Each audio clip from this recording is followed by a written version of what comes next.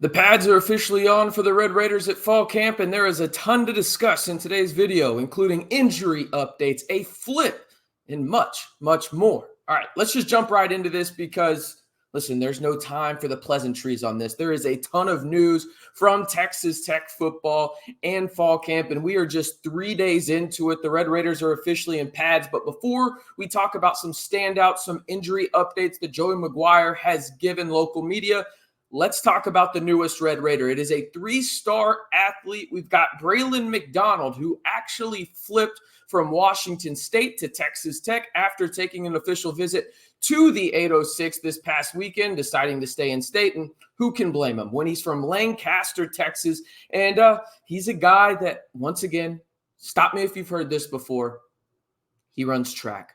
That's just what it's going to be when it comes down to it for Texas Tech and their evaluation of guys. If you run track or are a multi-sport athlete outside of football, whether that's just basketball, baseball, whatever it is, this really scouting department loves those kind of guys, and we know how they feel about speed. And he ran the 400 meter as a junior in 51.23 seconds and 51.92 seconds. Also ran in the 4x400 relays as well. And as a sophomore, actually ran it as a 23.95 second mark. That according to athletic.net. He is a guy that's inching the Red Raiders closer to 20 overall commits. I've had people on Twitter. I've had people in the comments here on the Back to 12 podcast and even over on scarletandblackinsider.com saying, hey, RC, are you worried about where this recruiting class ranks?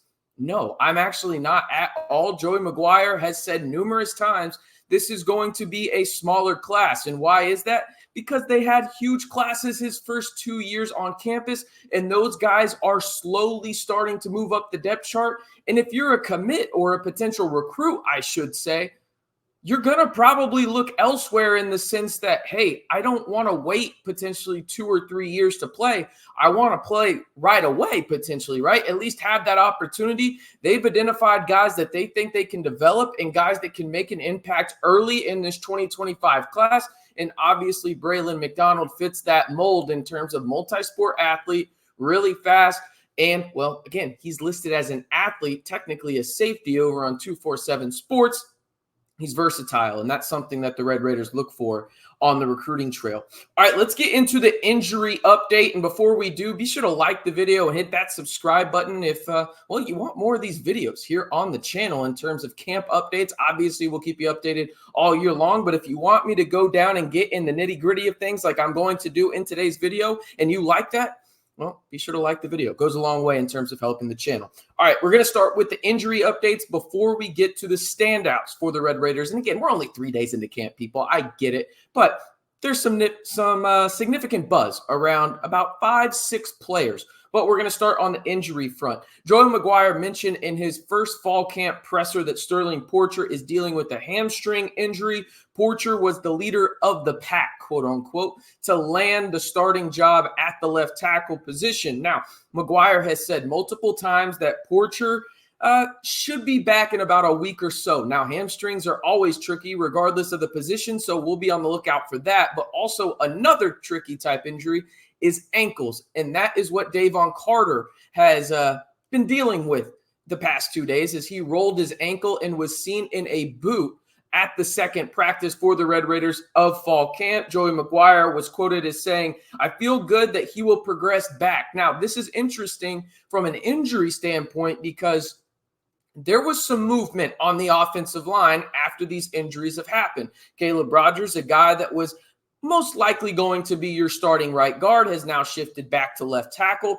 And now you've got some movement in terms of these younger guys stepping up and showing flashes early on in fall camp. The names that I've heard the most are Merriman, Shaw, and then Wilson. Obviously, Sheridan Wilson is a guy that's competing for the starting center spot. But the name that I have heard the most from guys with boots on the ground watching camp every day has been Dylan Shaw. He is a guy that will most likely be the backup left guard behind Vinny Scurry, but we'll talk about him here more in a little bit in terms of a standout.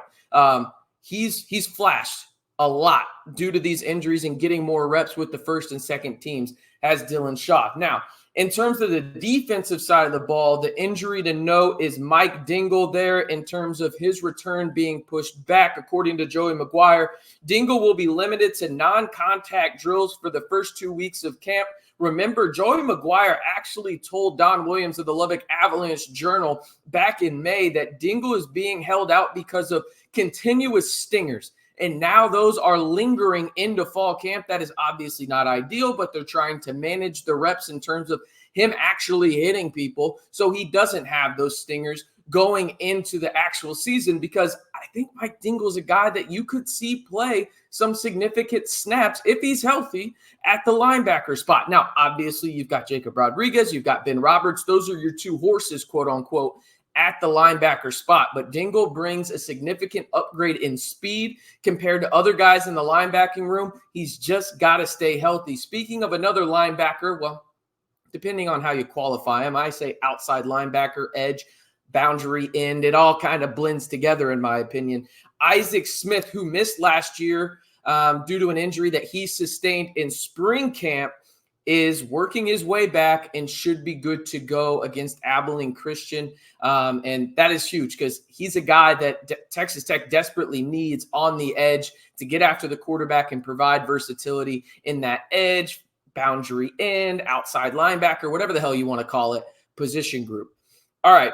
Early standouts. Again, let me know in the comments, and also let me know by simply liking the video if you want to see more of these updated, camp updates in terms of rundowns, letting you know who the standouts are from people that are talking to me that have boots on the ground, and also the latest injury updates. Easiest way to let us know that you want to see these videos is like the video, hit that subscribe button, and turn on that notification bell. And oh, by the way, the week of August 19th, you are going to want to be here on the channel. If you stayed 7 minutes in, you're getting the inside scoop here. Lyle will be back, people. He will be back. August 19th, the week of it. Be on the lookout for the long form podcast. We're going to get some news updates from him as he has been going to Texas Tech fall camp. Which wide receivers does he like the most? He was texting me yesterday about a couple guys. Can't tell you that. I'm not going to spill the secrets or anything, but you're going to want to stay in the know for that. And the easiest way to do so is like the video and hit that subscribe button. All right. The early standouts that I'm hearing the most from people with boots on the ground out at fall camp, got to start with QB1. I wanted to hear from people that were there, hey, does he have zip on the ball? Is he actually going to that third level of the defense?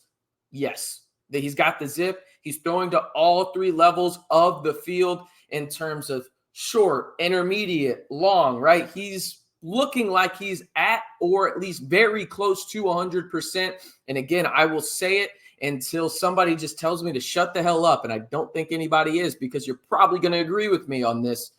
Baron Morton is the most pivotal player for the Red Raiders. If he is healthy in 2024, the ceiling for the Red Raiders goes up a game, if not two. If not, well, you could be in some trouble. But one of the wide receivers that he has been fond of, Baron Morton, Micah Hudson. And if you haven't seen the Coach Beans tweet that got the Patrick Mahomes approval, shout out to Coach Beans, man. That's a hell of an endorsement right there. Getting a Patrick Mahomes quote tweet. Love to see it. Micah Hudson has been turning heads. He's had some freshman moments. Who hasn't, right? Just because you're a five-star wide receiver does not mean you're not going to have freshman mistakes or have that learning curve that freshmen do, right? That's just part of it.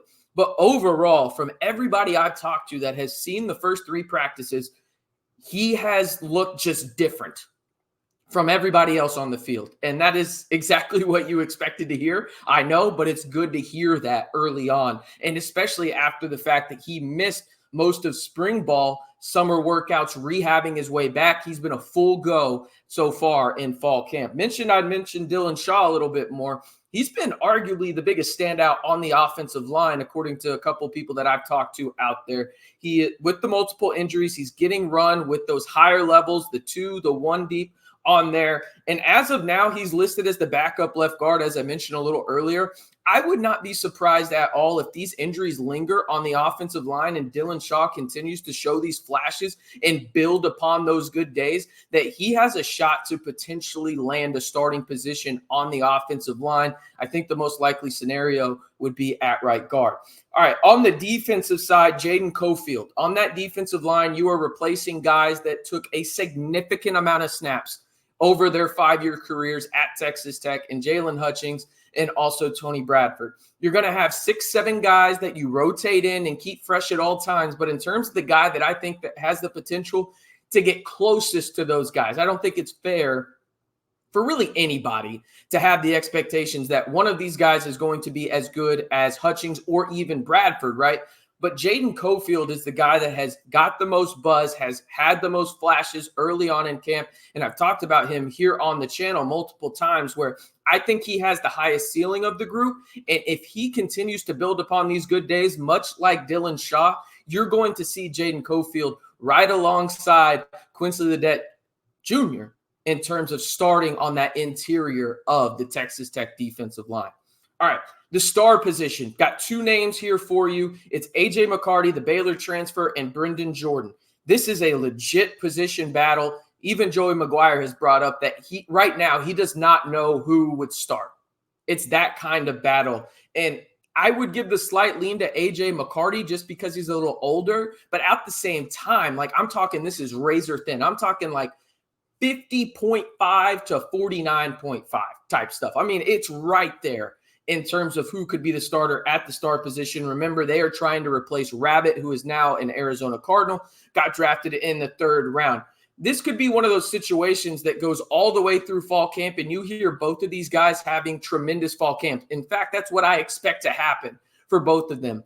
That being said, I think this competition goes into the season potentially, and you see these guys rotate in and out at the star position in live games against Abilene Christian, against North Texas, maybe even Washington State, before inevitably one of them pulls away in the competition. And if they don't, that's a great sign for the Red Raiders, in my opinion. You have another guy in that secondary you feel comfortable with starting, whether it's A.J. McCarty, whether it's Brendan Jordan. That is a pivotal role for the Red Raiders, and it's a great sign, in my opinion, that 2 guys are standing out, and it's a legit battle to see who takes over for Rabbit.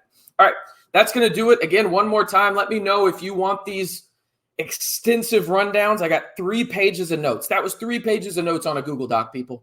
You'll love to see it. 12-minute long video. I'm giving you everything you need to know about Texas Tech football and fall camp leading up. Well, we're just, 29 days away when you're listening to this on Friday, August 2nd from kickoff. And if you haven't already, be sure to head on over to the Scarlet and Black Insider because, listen, we've got a deal going on over there. And if you stayed till the end of the video, I'm gonna let you know what it is because I want to make sure I get this right for you guys.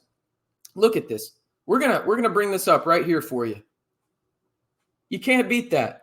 First month of SBI for $1. All you got to do is use the code FB football 24. You get your first month for $1 all the way leading up to kickoff on August 31st. So go join the fastest growing community of Texas Tech fans on the internet. And if you want to be a part of the fastest growing and, largest group of Texas Tech fans on YouTube, it's really simple. Just do these 3 simple steps. Like the video, hit that subscribe button, and turn on that notification bell.